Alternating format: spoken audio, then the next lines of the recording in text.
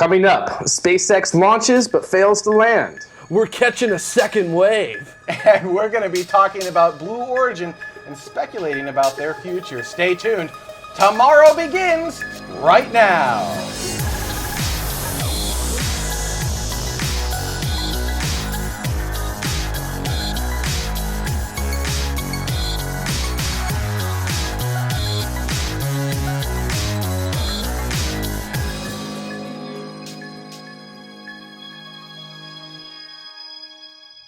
And welcome to Tomorrow, episode 9.22 for Saturday, June 18th, 2016. My name is Benjamin Higginbotham. Before we get started, I'd like to give a huge shout out to all of the patrons of Tomorrow who have helped to make this specific segment of this episode happen. These are people who've contributed $10 or more to this specific show. If you'd like to find out how you can help crowdfund the shows of Tomorrow, head on over to patreon.com/TMRO. All right, we got a bunch of launches that are both happening live right now. We've got an Ariane space launch. Actually, Dada, let's just go to it right now. The Ariane space launch. There you go. They're holding. So if they leave their hold, we'll actually go to that launch live in the show. That'll be kind of awesome. If they don't, we'll give you an update, let you know either on our Twitter account, wherever we can, where that's actually when it's going to be rescheduled for. But there was a launch this last week on June 12th at 15:30 Coordinated Universal Time from China.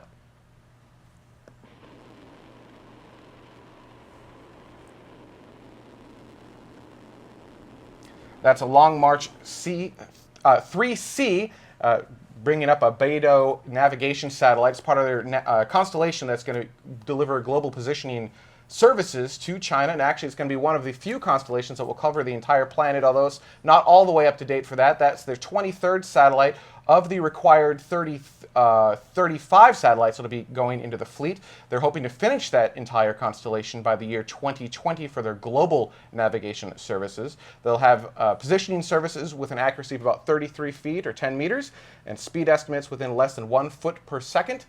And that gives you time measurements within 10 nanoseconds. So continuing to increase the footprint of their positioning service. And speaking of launches, Space Mike, we had an epic one this last week.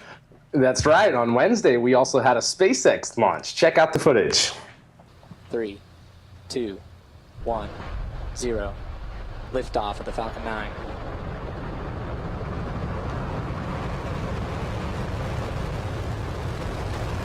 Falcon 9 has cleared the towers.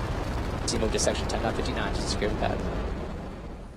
This was SpaceX's 6th mission of this year, which launched on Wednesday, June 15th, 2016, and it launched from Space Launch Complex 40 at Cape Canaveral at 14:29 Coordinated Universal Time.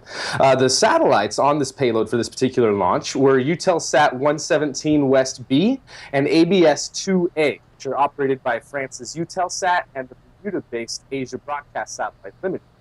And both satellites were constructed by Boeing and are based on their Boeing 7 platform bus, and a lightweight modification to these spacecraft bus allowed them to be launched in pairs to not only bring down the cost of launch, but how many payloads they can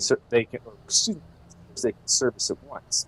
And this is actually SpaceX's second mission like this. The first two satellites, Eutelsat 115 West B and ABS-3A, were launched aboard a Falcon in March of 2015. And at that time, the Falcon flew without any first-stage landing legs in order to maximize the payload capacity and ensure mission success.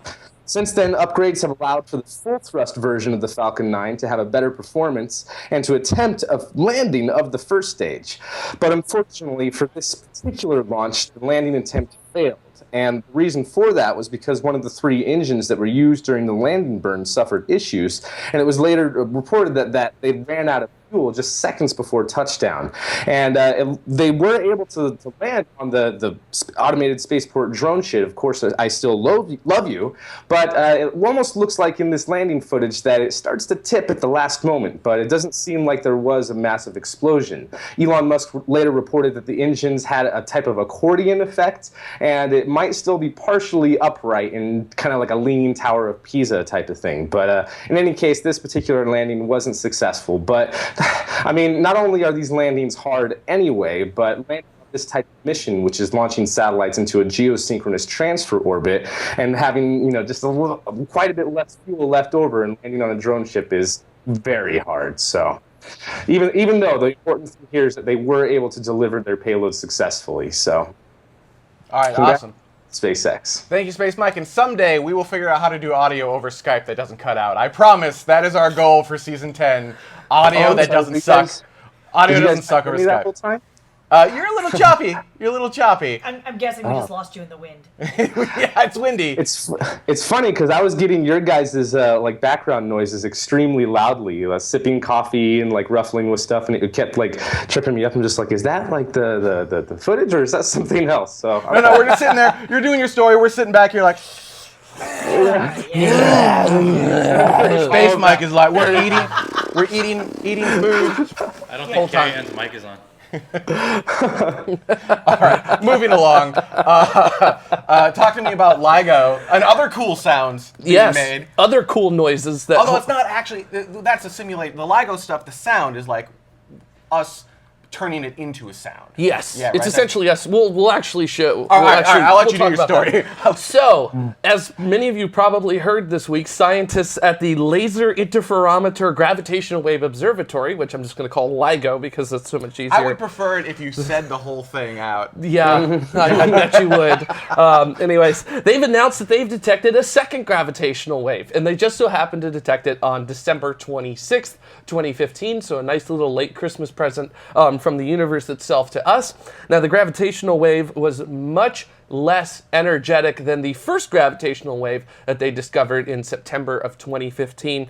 This one was the merger of two black holes that were roughly 14 times and 8 times the mass of the sun. Now, what's so exciting about this is that this further proves the gravitational waves exist. It also proves to us that they are frequent as well. They are not a rare thing that would happen in the universe. And also this gives us more evidence that black holes actually do exist, that they do merge, and that Einstein's theory of special and general relativity is correct in the universe. Now, Einstein predicted that these gravitational waves would actually occur, but he said that they would be too small for humans to ever detect. And luckily, LIGO allows us to detect it because its resolution, its ability to measure the movement of space-time, which is what you're actually measuring with a gravitational wave, it can detect movement all the way down to 1/1000th the width of a proton. So 1/1000th the width of a subatomic particle that makes up an atom. Now, it uses a laser ranger to detect those extremely small variances in distances by measuring how long it takes two lasers to reach a recombination point. And if a gravitational wave goes through, it will expand that distance and it will cause the lasers to reach that recombination point at a different time than you would expect them to. And that's how they are actually able to detect that. Now, there's a potential third gravitational wave that they might have detected on October 2nd of last year in 2015, but it's not clear enough in the data yet. So they just announced that there might be a third one, but they've announced that they still need to look at the data a little bit clearer. And you were talking about hearing gravitational waves. You don't really hear a gravitational wave, but you can take that data and you can put it into something that humans could tangibly understand. And LIGO was cool enough to put out a video for us to actually take a listen into it. So the first part, it will be the gravitational wave that happened just after Christmas, and then the next one, it'll be the gravitational wave that was the first one we detected, and you can listen to them, and you can actually hear the difference, and you can tell from that difference that the one that happened just after Christmas was less energetic than the one that we first initially detected. So let's listen to it.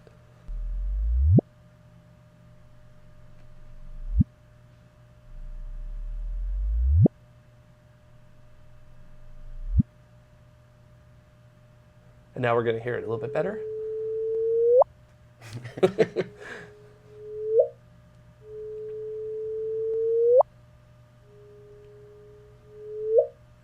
So again, to be clear, that's completely artificial. The Yes. sound is just a way that they are interpreting the data in which we can understand it. Yes. It being like an audio clip of like this is it.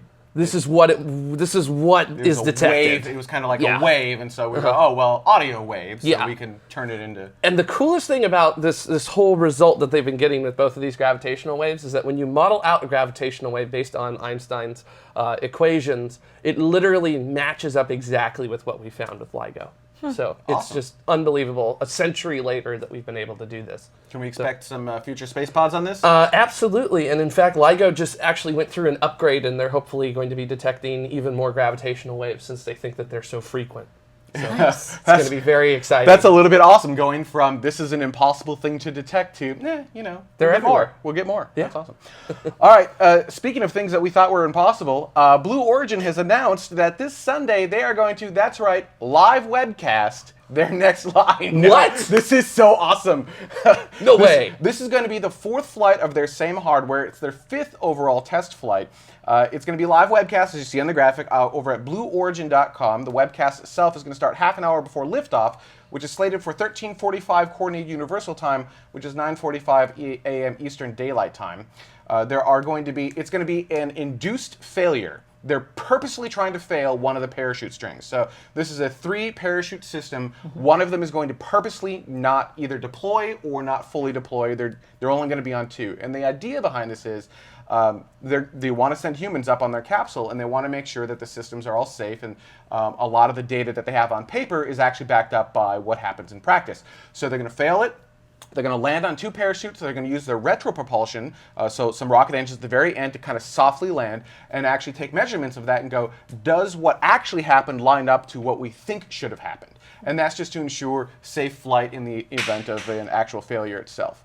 So this is going to be freaking awesome. I'm super excited. And to whoever convinced Jeff Bezos to webcast it, because this probably wasn't a Jeff Bezos going, you know what, let's webcast this finally because I feel nice. It was likely a bunch of people inside of Blue Origin fighting for public webcasts, and they convinced him somehow to make this happen. So to whoever did that, thank you. We are super excited for this. We love you. We do. This is going to be awesome. Come on the show.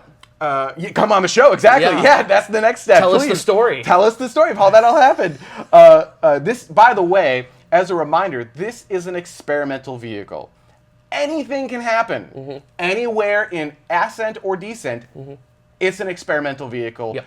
As long as they capture data, the test was a success. They have to just capture data. That's all they need for success, right? So just remember that going into it. Yes. I'm super excited for that. Me too. Something I found really interesting about this is the whole retro propulsion thing with the capsule. I didn't know that they had anything like that. And it makes me wonder if these are just like some simple solids, like on the Soyuz capsules that fire just kind of at the last second before touchdown, or if it's something a little bit more advanced than that. So I'm interested just to find out more information about that. This is the first I've ever heard of it when they sent out those updates recently. And I don't ever remember seeing anything fire in their previous landings. Like, you watch their landing footage and you can see it touch down, and I don't ever remember seeing anything. So either it's not in an area in which we can't see, which is possible, or this might be the first time they're running that particular test. He also said that they're going to use this flight to continue pushing the envelope of the booster. So it sounds like it's more than just testing the parachutes. They're going to tack on as many tests as reasonably possible all at once for both ascent and descent stages. Yeah, I thought the New Shepard capsule did use retropropulsion just like the Soyuz did, where at the last second it fires. But I don't remember ever fires seeing engine. it. I think I have in some of the videos. Like, you see a big cloud of dust come up because, it's I landing. remember seeing the cloud of dust come up when it hits the ground. I could be mistaken. Yeah. Citizens, analyze the video and show us. Yes. Go here, and then maybe I just didn't notice it. Very, very possible. Yeah, absolutely. So Mike, talk to us about the return of Antares. That's right. So Orbital ATK had the latest thing was they had scheduled to launch the Antares again for the first time since their failure back in October of 2014, and fly the Antares rocket in a new configuration with new engines. And they did a static firing test last month, which we showed you footage of, and they're still analyzing the data of that. And just let's go ahead and roll that again to see that test. And the interesting thing about this is actually the Antares that's going to fly on the next mission, not necessarily this return to flight mission. And with this, the company officials have stated that they need to complete the analysis of that data collected from that recent static fire test. And with these new engines, they also hope to complete the final trajectory shaping work, which is plotting out all of the trajectories. I love that camera vibration on that part of the test. But plotting out all the different trajectories and what routes they're going to take to try to reach the space station. And this is all critical on the other visiting vehicles that will soon be going to the space station, especially the next crewed Soyuz vehicle, which is a new Soyuz, the Soyuz-MS. And with this, they've been having software problems with its docking system and the docking procedures. And until that gets updated, all of the other vehicles, the cargo craft, are kind of standing by and having to adjust their schedules as needed for that. And with the rocket itself on the return to flight, which looks like it's now going to be pushed back to August, there have been some reports that there was a lot of vibrations during that test, and not just from those GoPros that we saw. I mean, that would happen with whatever type of mounts and cameras that you have, but that the engines itself, that there was enough kind of bad vibrations in there that it affected the avionics system. However, these are just reports, and they also said that they were able to determine a fix and implement it right away. So company officials, Orbital ATK, haven't said anything about this, but if the problem's already been resolved, then great. And with these new engines, these are the RD-181 engines, which are the single version of the RD-191. And it's a very interesting story. And the whole thing with this Soyuz-MS is once that launches, it's not just the Cygnus cargo vehicle that's going to be flying on the Antares, but there's also going to be the Dragon spacecraft, which is going to have to adjust its schedule, and also a Progress spacecraft, and that's already adjusted its schedule. Right now, the Dragon is supposed to launch on July 16th, and the Progress has moved back to July 17th. So, again, all waiting on what's going to happen with the new Soyuz crewed vehicle and when the next launch of that will be with its next crew. So, until then, we just need to wait for more updates, but it seems like everything is progressing well with Orbital ATK, and they're able to be flexible with all of these different changes and hesitation and planning that's going on right now. So, awesome. Very Thank cool. you, Space Mike. And speaking of updates, a quick update on the Ariane 5 launch. We just got word that they are still working a ground support issue, on the Ariane 5. So they are still red at this time. So again, hopefully we'll be able to bring you that launch coverage later in the show. But if not, we'll let you know when they are able to launch. And our final news story this week. Yeah, and Space Mike, you were talking about a new Soyuz and the new version of the Soyuz coming up. And as many of our viewers were saying in the chat room before the show began, a Soyuz landed today. In fact, Soyuz TMA-19M landed today with Expedition 47 Commander Tim Kopra, Soyuz Commander Yuri Malenchenko, and Flight Engineer Tim Peake returning in the Kazakh steppes today. Now, this mission had extra attention because Tim Peake was the first British national to visit the International Space Station. And while he was there, he did plenty of science experiments. He did his Principia science, I guess, what would you call it, program that he did on board to get people excited about it. He even ran the London Marathon on the space station's treadmill, which he clocked in a time of 3 hours, 35 minutes. So go ahead and try to do that. All three of these astronauts and the cosmonauts spent 186 days total on the station. And just for you guys in the photo here with the crews, they're all kind of hanging out with their sunglasses on, bunch of cool guys. Just returned from space in their capsule, no big deal. We've got Tim Peake, let me see if I got this correct here. We've got Tim Peake on the left there, Yuri Malenchenko in the center, and Tim Kopra on the right. Now, the next crew is set to launch to the station on July 7th. That's what we last heard from Roscosmos, but no time has been released yet. And like Mike was saying, they're having some problems with some software, so that could slip, that could move back probably. And also, like you said, Mike, it's going to be the first launch of the upgraded version of the Soyuz called the MS. Now, the commander of that mission will be Anatoly Avianchin, and there will be flight engineers Takuya Onishi and Kathleen Rubens. So 3 more astronauts heading on up to the space station sometime in July, hopefully. Heading on up to the space station. That was fantastic. You're welcome, Internet. All right, we're going to take a quick break. On that note, we're going to take, maybe we should just voice over the Firewalking calendar with that variation of that song. Maybe we should. That would be, I think you want to try to give that a go? No, I'm being told no. Capcom is saying no. Okay, Capcom's giving us a no-go. We're no-go, we're red on that?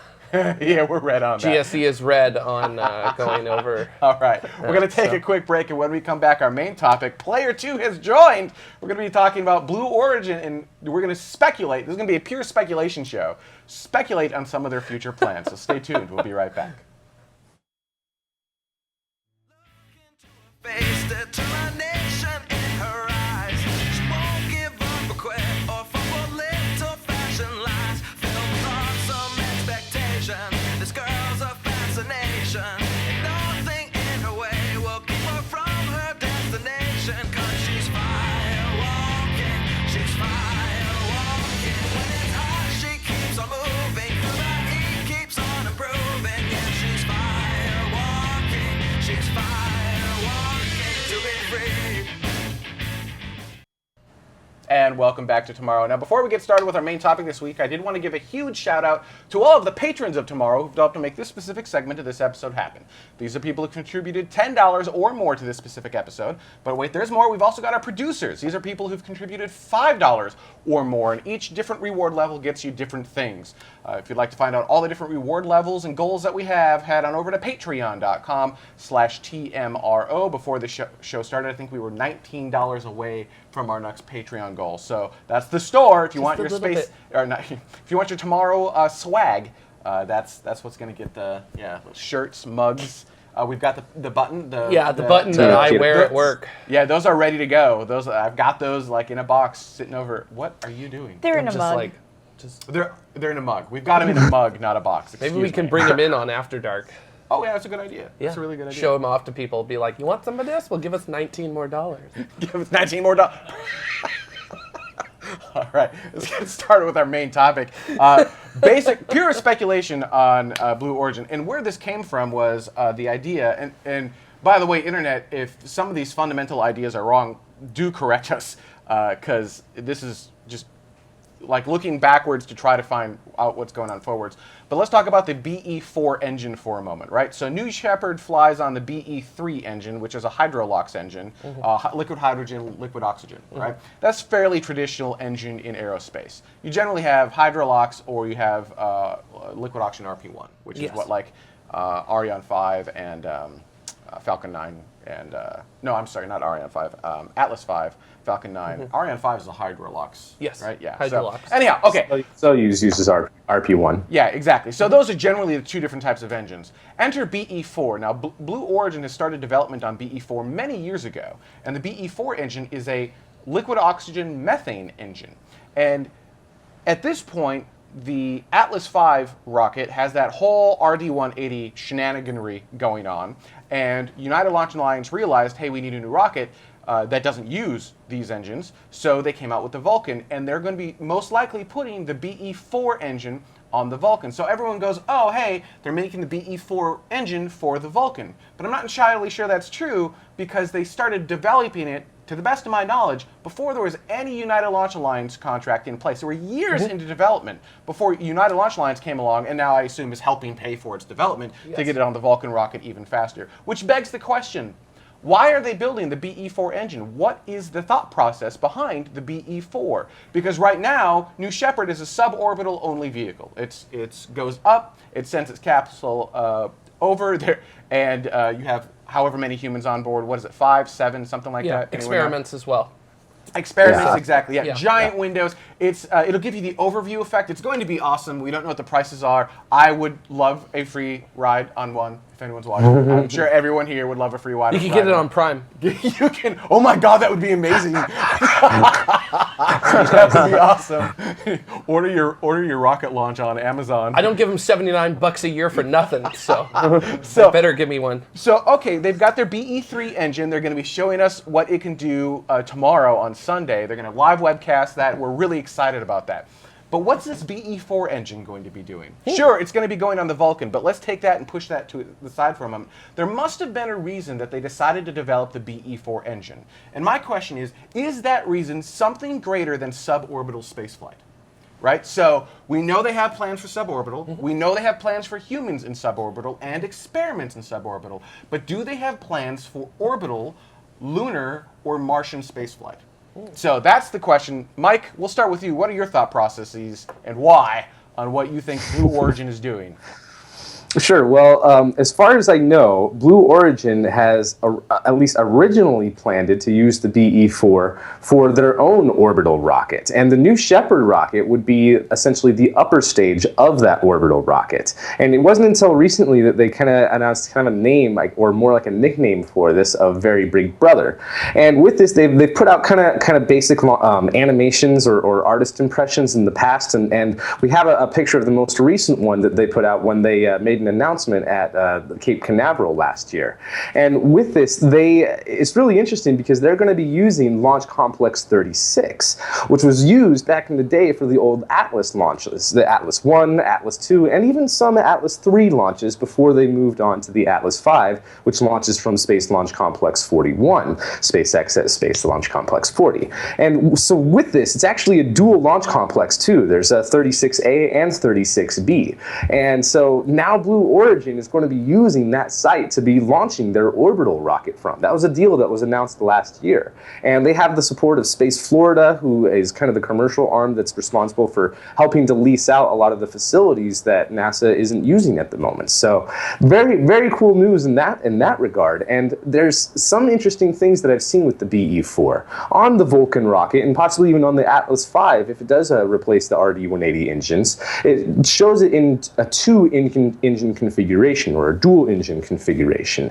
And on some of their artist impressions of their orbital rocket, I've seen as many as 4 engines clustered on the first stage of their rocket. So this might be a very large class, but then on some very old animations, there was only 1 engine on that. So it might be a smaller version than the Vulcan rocket, maybe even a much bigger version than the Vulcan rocket. So that's still kind of up in the air, and that's why we're speculating about this today, of how big this thing might be and what they're going to do with their payloads. And this is where information is still kind of murky on what they're going to be doing. Is it just going to be more tourism, but this time all the way in orbit, maybe do a couple of orbits before coming back into Earth?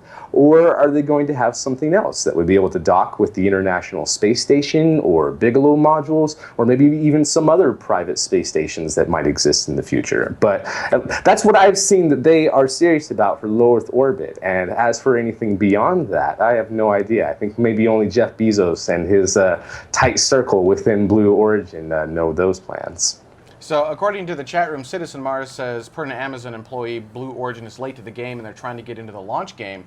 I don't know, does that feel right? It feels more like Jeff Bezos and Elon Musk are kind of on the same page. Elon kind of beat Bezos to the game because were they both founded around the same time?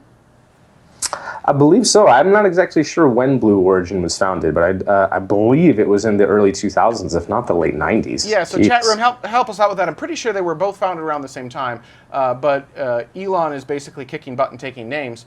And then I think Blue Origin is kind of coming around. I'm not sure that they're coming around to the idea of launch services, or if they're saying... Jeff Bezos seems to have a similar... what am I trying to say? Not speaking style, but similar message with regards to putting humans on Mars. So I'm wondering vision of the future. Similar vision of the future. That's exactly it. And so I'm wondering if maybe they're going to skip the launch services part, self-fund, and then go, boom, here's how we get to the moon. Here's how we get to... I mean, I don't know if they're a moon first company or a Mars first or what the deal is. So yeah, I mean, I'm wondering if they're going to do something along those lines. What's your thought process on? My thought process is that we probably don't know exactly what Blue Origin is doing at the moment, because Blue Origin's very secretive. I mean, they started development of the BE-4 engine in 2011, and they didn't bother for 3 years to announce it until September of 2014. They're like, oh, by the way, we've been developing a Methalox engine for 3 years. Just thought you guys may want to know at some point. I also think that they're really pushing the BE-4 for that reusability factor, because of United Launch Alliance's desire to develop that jettisonable engine system that they want with it. So I feel like they're working in that kind of a collaboration so that there are two companies that maybe are not as ahead of the game as SpaceX, but still trying to stay in the game. with each other. I guess that's the best way I'd put it. It's a where do you mutual benefit for both of them. And if you look at like what United Launch Alliance wants to do with their Cislunar 100 plan and other things like that, it may fit in very well with what Blue Origin wants to do as well. And when you look at the fuel choice as well, basically Methalox, that's what you can make on Mars. Sure. It's really easy to do that. So that it may be a good reason for them to choose Methalox, because maybe they're looking at both Moon and Mars, but maybe they're going to start with the Moon in that Cislunar 100 architecture so that they can then have the funds to potentially go out to Mars as well. Or they may even be looking at asteroid mining and stuff like that. It's just that they're very secretive, so we don't know anything about that yet. Anything good from the chat room? Yeah, the Ariane 5 is Yeah, green. they're still over 5 minutes. Just wanna be Ariane 5 clear is about green. that. They're a little over 5 minutes, so we'll go to that. They're like in a weird package right now, so we'll go to it once they resume live launch coverage. Blue Origin was founded in 2000, according to their Wikipedia page, and SpaceX was 2002. Which is kind of interesting. Lur says that, question, Blue Origin is not in the game until maybe they launch a vehicle that generates revenue, which is an interesting idea of looking at it. And just to, you weren't sure how many people they could carry. It looks like it's 6 according to their website. Okay, cool. So then the other thing is they're not in the game until the vehicle generates revenue, but does that matter? Right, if they self-fund it and they create a vehicle that goes to Mars before anyone else, I mean, at what point did they enter the game? They've been self-funding him right now, right? Right, as far as I know, yeah. Since Yeah. Well, I mean, 2000? There's been some money coming from NASA and United Launch Alliance Yeah. to help them, especially with the BE-4 engine. Sure. With that. And according to their website, the BE-4 is going orbital, but that's about as much as they've said. They said, we're developing a more powerful BE-4 engine to power the orbital launch vehicle into space. Power pack and component contesting are underway. They are developing the BE-3, which is currently on the New Shepard launch vehicle. They are developing a version of that to work in a vacuum. So that'll be like an optimized upper stage. The I believe there's a BE-1 methane version of the 3 as well. Right, yeah, so the BE-1 was peroxide, thrust at sea level was 2,200 pounds. BE-2 was kerosene and peroxide at thrust at sea level was 31,000 pounds. BE-3 is liquid hydrogen and liquid oxygen, 110,000 pounds. And BE-4 is liquefied natural gas and liquid oxygen with 550,000 pounds thrust at sea level.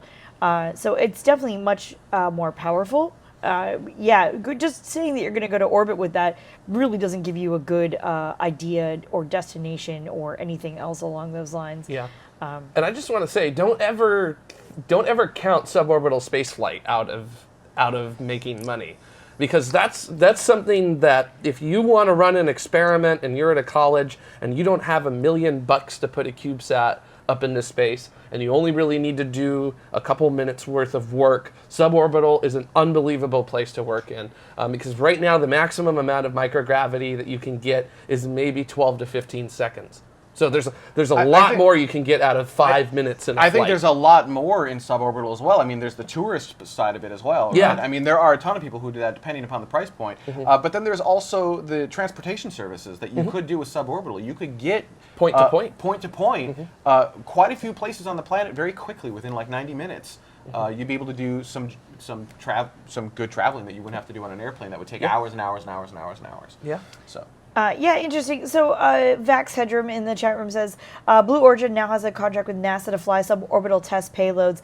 And, you're talking about suborbital kind of things, but I guess an engine that's that big and has that much thrust at sea level, it speaks to me personally saying that we're not just doing suborbital. Yeah. You see what I mean? Yeah. What I want to know is, are they going to Mars? Do they have a Mars plan? Do they have a Moon plan? Are they working with United Launch Alliance on that Cislunar 1000, like you mentioned? Are they going to use depots, flying around space? I'm curious to know what the future plans of Blue Origin are. And now that they're doing things like webcasting, hopefully we're going to see a little more transparency. I think it's interesting, now that they're webcasting things, or at least going to try, now that they're being more open, I take them more seriously. I don't know why that happens, but I do. I think that they're now potentially a contender, whereas when they're keeping everything secretive, I guess, at least for me, it's like, well, you're clearly hiding something. You must not be ready for the scrutiny of the public. Yeah, maybe. I'd love to know what you guys think. Leave your comments anywhere, YouTube, Google, wherever you want to do that. Now, before we go to break, we're just under 2 minutes in the Ariane 5 countdown. So what we're going to do is we're going to go to that. We're going to watch that launch. Once they get after the basic parts of that launch, we'll go ahead and go to break, and then we'll come back with viewer comments. So here you are. Here's the go ahead, Space Mike. Before we go, I just did want to make one last point. I think that Blue Origin is looking for all markets. I mean, Jeff Bezos is a businessman, and it's looking right now like they're kind of the one who's going to succeed at this whole suborbital tourist market. And I mean, 2 university experiments have flown already. There's going to be 3 more flying on this Sunday's launch, the whole NASA contract. They hopefully will be making money from the whole suborbital thing. And I mean, the power of their engine, the BE-3 engine, is not quite, but almost as powerful as the Falcon engine, or excuse me, the Merlin engine. And if they made a bigger version of that, they could essentially have like a Falcon 1 ripoff if they wanted to start sending small satellites now. So I think they're looking at all of the markets. It's just which game are they going to be entering first. I think they're going to win and succeed the suborbital game, and then get into the orbital game and just, step by step doing all the things to achieve whatever Jeff Bezos' vision for the future is. And anyway, that's all I wanted to say. Thanks. All right, thanks, Space Mike. We're under 30 seconds, so here you are. Here's the Ariane 5 launch coverage. Attention pour le décompte final. 10, 9, 8, 7, 6, 5, 4, 3, 2, 1, top.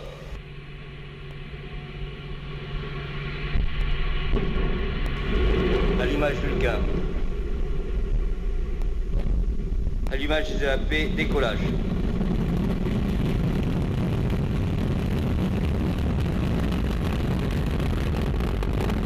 Paramètres à bord sont nominaux.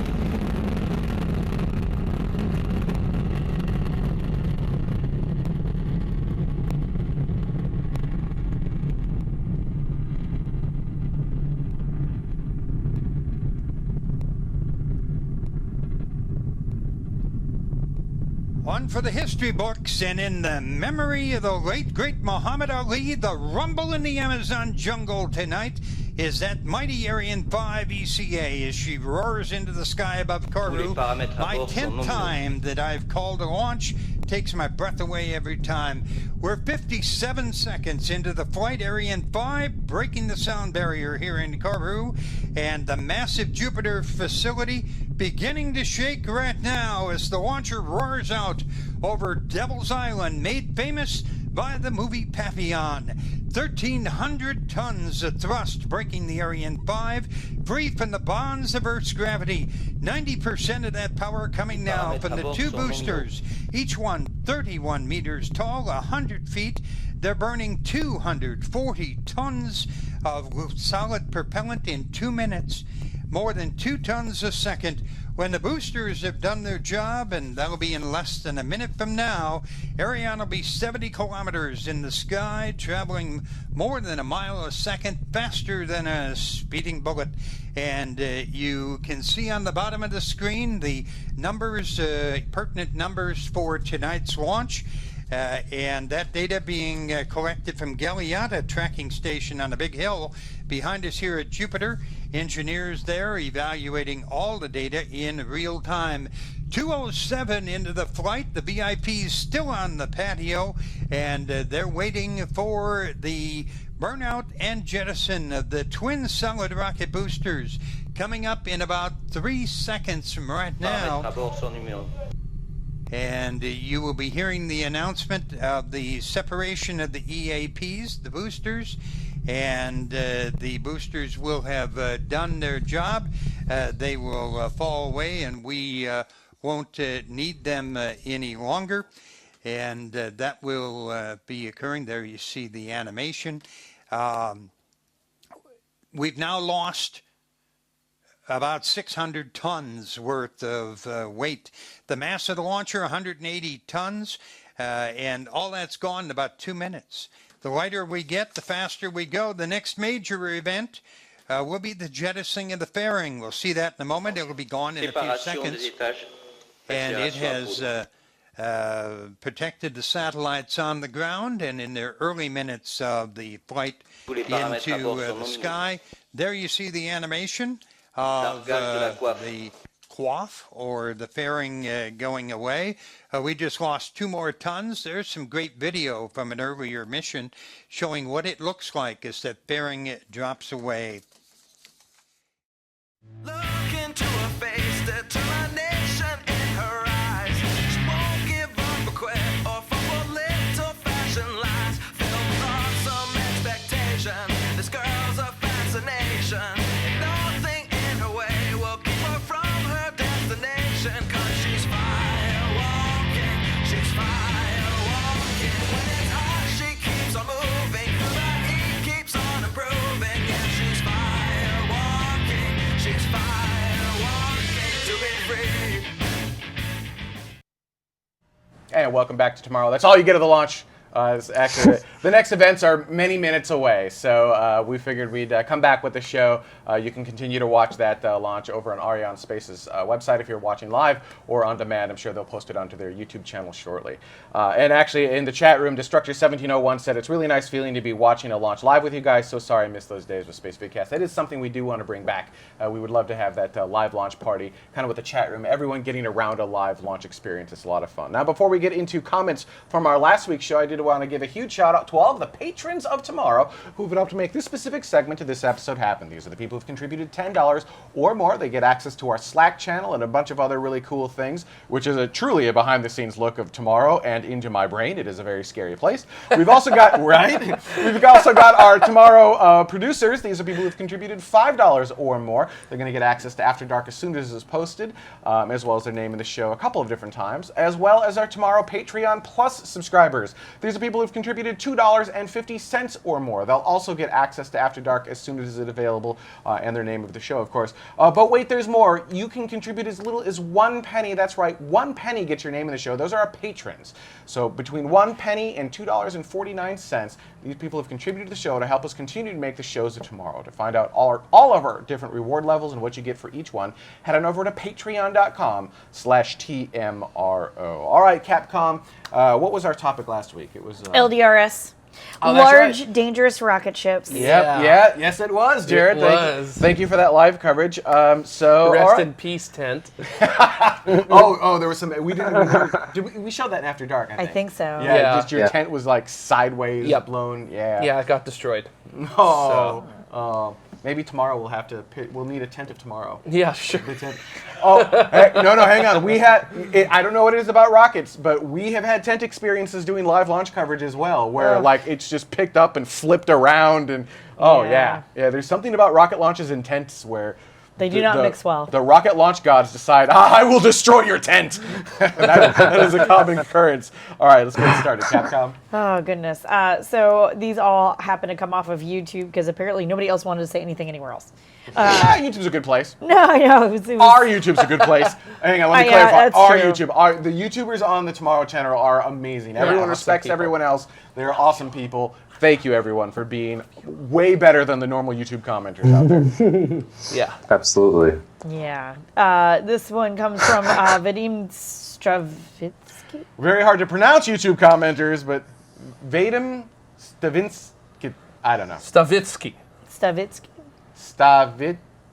Yeah. Anyway, Stavitsky. says thank you tomorrow for making these videos. I am currently an aerospace engineer, and these videos help me realize what I'll be working on in the future once I'm done with my bachelor's degree. Thank you, you guys rock. Well, you're welcome.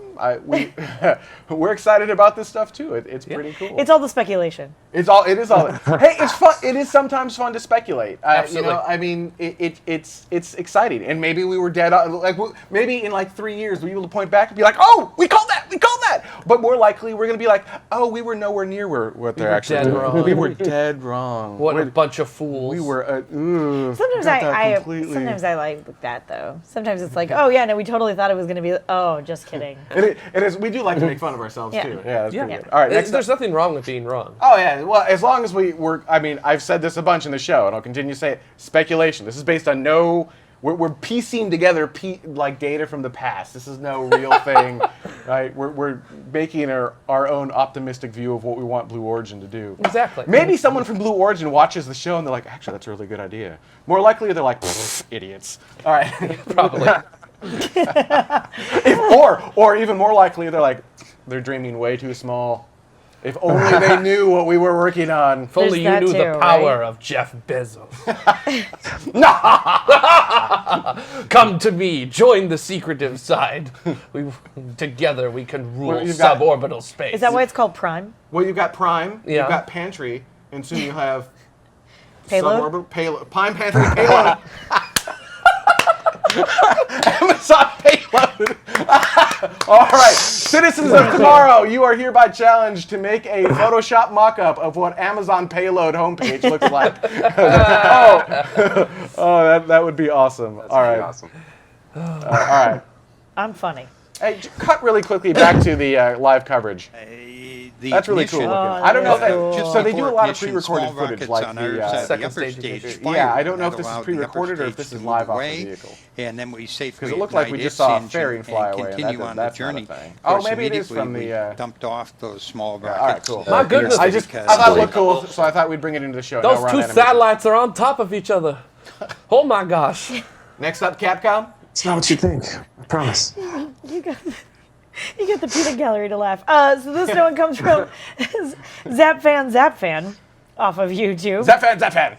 It says, on landing on Mars, I believe the uncertainty in landing is mostly due to the parachute part of the descent. Red Dragon won't use parachutes, just heat shield and retro rockets, so the accuracy should be much higher. The pinpoint landing on the moon didn't have an atmosphere at all to mess up the accuracy. Yeah, I mean, we were talking about the, how close you can get. We get pretty close already, though, right? Yeah. I mean, maybe it's not pinpoint landing, but it's close enough landing. Curiosity landed only 9/10 of a kilometer away from the center point in its landing ellipse on Mars. And when that's we're talking about sending payloads of supplies and whatnot, that's close enough. yeah, because you're not going to send something to Mars and not have it be mobile. I guess is the best way to put it. You're going to have the ability to have whatever you want to move wherever you need it to go.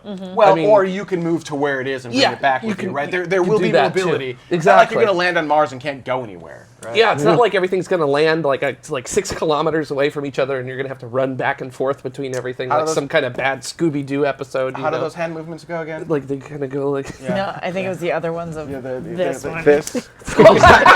Yeah, I'm good. The watch got him. Yeah, I got the watch. But it was a great anim gif while it lasted. You're welcome, All Internet. of 3 seconds. Yep. How's that Tomorrow Health Plan working for you? Pretty good. All right, next. So far, so next, good. Next up, Capcom. Oh, goodness. This one comes from Force G Plus account. Gee, I wonder if they liked being forced to upgrade to or cross-grade or I downgrade know. to Google I think Plus. this I one can't is tell. Hilarious. It says, I don't believe in setting dates for these things. I think what we need is a mission, say 300 people on Mars. This mission then consists of a plan, which is a number of projects that have to be completed. Project A must be completed before Project B, and so on. That's what you do is. Then what you do is set dates for the projects that you're working on. Yes and no. I think if you don't set dates and set forceful and ambitious goals, things just start to slide into nothingness, right? I mean, you have to. Dates help you continue to move forward, and if you don't set these ambitious goals, you're just kind of, well, I mean, I can do it tomorrow. Helps you keep your eye on the I can do prize. it tomorrow. Yeah, it helps you keep your eye on the prize. So I mean, suppose, but isn't that exactly what that is? They just said, here, you have all right, so the whole idea is, we want to get to the moon. Great, China wants to get to the moon. So then China says, all right, well, we have these 12 projects we have to do. This project we think is going to take about 12 weeks, and then the next project we think is going to take 2 years, and the next project we think is going to take 5 years, and so on and so forth, right? But what they're And saying so is if you don't have a global They're saying don't have a global, we're going to be on the moon by 2020. They're saying, It's kind of the same thing, isn't it? You go, all right, we want to be on the moon by 2020. We have 12 projects. We got to break that down. It's 2016. We have 4 years. How do you break down 20 projects in 4 years? I guess I read it differently. I read it saying instead of doing, hey, we're going to be on the moon in 2020, it's, hey, we need to do 20 projects. So we'll do the time for this project, and we'll move to the next one. We'll do the next one. Sure, no, and then that maybe you'll make it, maybe you won't. That's what the commentator is saying. What I'm saying, though, is that's just a different way of thinking of the exact same problem. Does that make sense? I guess, but what I'm saying is we need to make sure that we maintain that long-term, the harder goal of, the overall broad stroke of moon 2020. That needs to be just floating in front of everyone going, look, I don't care how many other projects crop up, because other things are going to crop up, right? Maybe you've got these 12 things that you need to know how to do, but then when you're trying to figure out project number 3, you go, ooh, apparently we didn't also know that we need to do X, Y, and Z. So now, instead of 12 projects, it's 15 projects. But you still want to have that moon 2020. moment. I guess, but then if you're adjusting things as you're working on them, then your Moon 2020 suddenly becomes Moon 2025, then becomes Moon 2030, which becomes Moon 2040.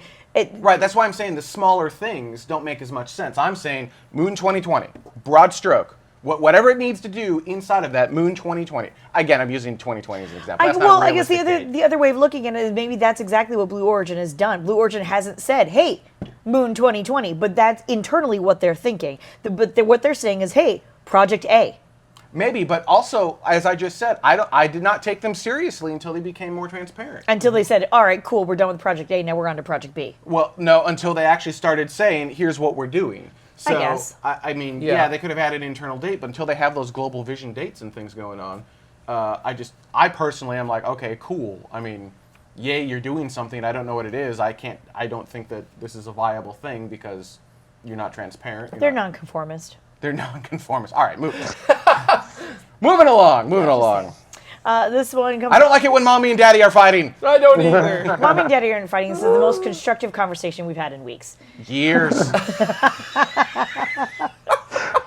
You know, it's funny that you brought up China. I actually love their organized structure with their 5-year plans. And even if things do slip, like, that's okay. But what they accomplish within those 5-year plans are usually a lot. And I mean, Russia does it the same way, even now. And, you know, I feel like it is very good to have a good organizational structure like that. But at the same time, I get where our Force G Plus account friend is coming from, where you shouldn't do those. Because if the expectations get so hyped and then they fail to reach that particular date, then, you know, that could ruin that particular company or that particular industry or even that idea. So I get where he's coming from with that, but you need to be realistic with these times, right? You can't say, we're going to the moon in 2017, because guess what? No, we're not, right? Yeah. We're not putting humans on the moon in 2017. I would love it. It's just not happening. So you need to have realistic timelines that you can actually achieve and then forcefully push for those times. Yeah. I mean, that's how you will advance quickly. And if you miss it by a little bit, I think that's okay. If you miss it by a lot of bit, that's where exactly what you said, Mike. That's where things go sideways. All right. All right. Last comment comes again off of YouTube. This one comes from Manfred Hernandez McLeod. Just an awesome username. I hope that's a true name because it's amazing.